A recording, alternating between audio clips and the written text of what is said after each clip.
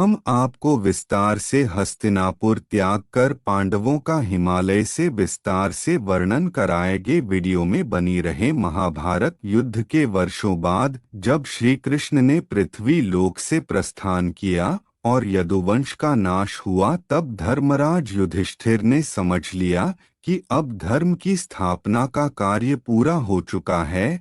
हस्तिनापुर के प्रजा और राज्य की जिम्मेदारी आगे बढ़ानी थी, इसलिए युधिष्ठिर ने अपने पौत्र परीक्षित को हस्तिनापुर का राजा बनाया। जन्मेजय को कुरुवंश की परंपरा आगे बढ़ाने का उत्तरदायित्व सौंपा गया। अब धर्मराज युधिष्ठिर ने अपने भाइयों भीम, अर्जुन, नकुल, सहदेव और पत्नी द्रौपदी से कहा, अब समय आ गया है कि हम इस सांसारिक मोहमाया को त्याग कर हिमालय की ओर स्वर्ग यात्रा के लिए प्रस्थान करें। राज्य, वैभव और राजसत्ता सब छोड़कर पांडव अपने सादे वस्त्रों में, हाथ में केवल तपस्वियों का दंड और कमंडल लिए निकल पड़े। हस्तिनापुर की प्रजा जब यह समाचार सुनी तो वे सभी पांडवों के पीछे पीछे चलने लगे। आंसुओं से भरी आंखों से जनता कह रही थी, हे महाराज, आप हमें छोड़कर मत जाइए, आपके बिना हस्तिनापुर सूना हो जाएगा। लेकिन युधिष्ठिर ने करुणा से उत्तर दिया, हे प्रजाजनों, हमारा कार्य पूर्ण हो चुका है। अब हमारा मार्ग तपस्या और मोक्ष की ओर है। परीक्षित योग्य राजा हैं, वे आप सबकी रक्षा करेंगे। फिर आशीर्वाद देकर पांडवों ने नगर से अंतिम विदाई ली। वे सब हिमालय की ओर निकल पड़े। रास्ते में नदियां, वन, पर्वत, कठिन मार्ग आते गए, परंतु उनके हृदय में केवल एक ही ध्येय था, धर्म और सत्य के साथ जीवन पूर्ण कर स्वर्गारोहण करना। यह हिस्सा महाभारत के महाप्रस्थानिका पर्व का सबसे भावुक और गहन प्रसंग है। सबसे पहले मार्ग में द्रौपदी गिर पड़ी। भीम ने आश्चर्य से पूछा, भ्राताश्री, द्रौपदी क्यों गिर गईं? वह तो सदा धर्मपरायण और पतिव्रता थी। धर्मराज युधिष्ठिर ने उत्तर दिया, द्रौपदी के हृदय में अर्जुन के प्रति विशेष मोह था। उन्होंने 5 पतियों को समान भाव से नहीं देखा। इसी आंशिक पक्षपात के कारण वह धरती पर गिरी। आगे बढ़ते हुए सहदेव भी गिर पड़े। भीम ने फिर प्रश्न किया, सहदेव तो अत्यंत ज्ञानी और विनम्र थे, उनका पतन क्यों हुआ? युधिष्ठिर ने कहा, सहदेव अपने ज्ञान और बुद्धिमत्ता पर अत्यधिक गर्व करते थे। उन्होंने मन ही मन सोचा कि उनसे श्रेष्ठ कोई नहीं। यह अहंकार ही उनके पतन का कारण बना। भीम ने व्याकुल होकर पूछा, नकुल का पतन क्यों हुआ? वह तो सदाचारी और सुंदर थे।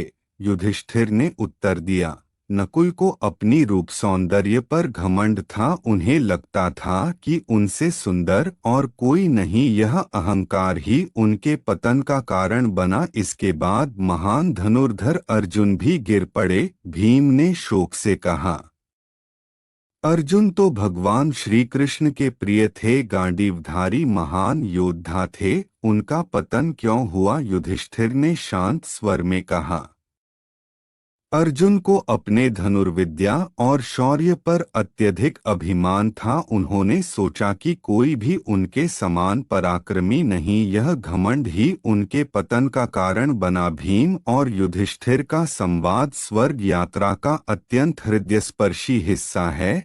जब द्रौपदी, सहदेव, नकुल और अर्जुन गिर चुके थे, तब केवल भीम और युधिष्ठिर शेष बचे थे। इस समय भीम और युधिष्ठिर के बीच का संवाद धर्म, धैर्य और सत्य की गहराई को प्रकट करता है। हिमालय की कठिन चढ़ाई पर चलते हुए अचानक भीम थकान से गिर पड़े। उन्होंने भारी स्वर में पुकारा, भ्राताश्री, मैं क्यों गिर रहा हूँ? मैंने तो आपके साथ धर्म का पालन किया, द्रौपदी की रक्षा की, युद्ध में पराक्रम दिखाया। मैं तो सदा आपके और पांडवों के साथ खड़ा रहा। फिर यह पतन क्यों? धर्मराज युधिष्ठिर रुके उन्होंने भीम की ओर देखा और शांत स्वर में कहा, भाई भीम, निश्चय ही तुम वीर थे। तुमने अपने बल और पराक्रम से पांडवों की रक्षा की, परंतु तुम्हारे भीतर अहंकार भी था। तुम्हें अपने बल का घमंड था। तुम बार बार कहते थे कि भीम के समान कोई नहीं, और साथ ही तुम्हें भोजन के प्रति अत्यधिक आसक्ति थी। यही दो दोष तुम्हारे पतन का कारण बने हैं। भीम ने भारी मन से कहा, भीम, तो क्या मेरे सभी पराक्रम व्यर्थ हो गए? भ्राताश्री, नहीं भाई, तुम्हारा पराक्रम अमर है। धरती पर तुम्हारा नाम सदा गूंजेगा, परंतु स्वर्ग की यात्रा केवल वही कर सकता है जो धर्म पर स्थिर और अहंकार से रहित हो। यही कारण है कि तुम्हें यहाँ रुकना होगा। भीम की आंखों में आंसू आ गए। उन्होंने अंतिम बार युधिष्ठिर को प्रणाम किया और बोले, आप धर्मराज हैं, आप ही हमारे पथ प्रदर्शक हैं। मेरे बिना ही आप आगे बढ़े और स्वर्गारोहण करें। मेरी शुभकामनाएं सदा आपके साथ रहेंगी। इतना कहकर भीम ने अंतिम सांस ली और वहीं धरती पर सो गए।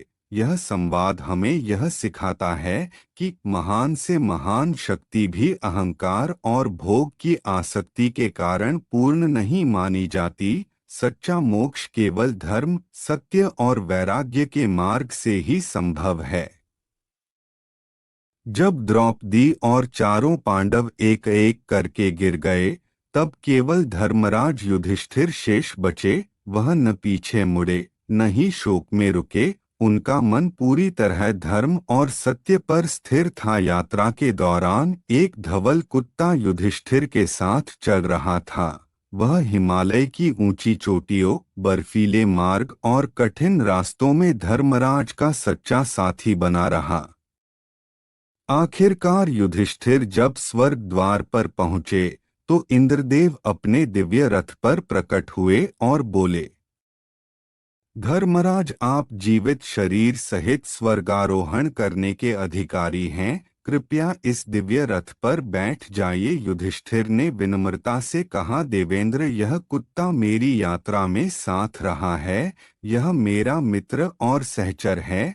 मैं इसे छोड़कर अकेले स्वर्ग नहीं जा सकता। इंद्र ने कहा, धर्मराज, स्वर्ग में किसी पशु का प्रवेश नहीं होता। इसे छोड़ दीजिए और आप अकेले रथ पर चढ़ जाइए। युधिष्ठिर ने दृढ़ स्वर में उत्तर दिया, नहीं देवराज, जिसने कठिन समय में मेरा साथ दिया, उसे त्याग कर स्वर्ग सुख लेना धर्म नहीं है। यदि यह कुत्ता स्वर्ग में नहीं जा सकता तो मैं भी स्वर्ग में प्रवेश नहीं करूंगा। धर्म का प्रकट होना।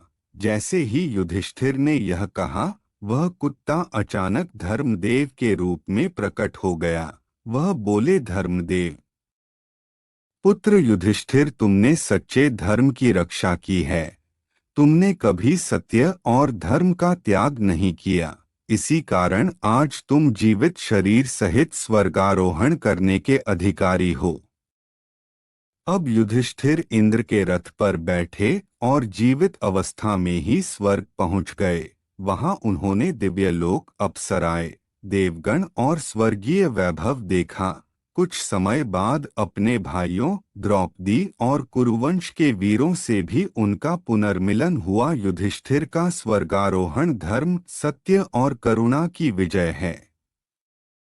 इसलिए उन्हें संसार का एकमात्र मानव कहा गया जिसने जीवित शरीर सहित स्वर्ग में प्रवेश किया। अगर आपको यह वीडियो अच्छा लगा हो तो लाइक जरूर करें, अपने विचार कमेंट में बताइए और हमारे चैनल को सब्सक्राइब करना बिल्कुल मत भूलिए।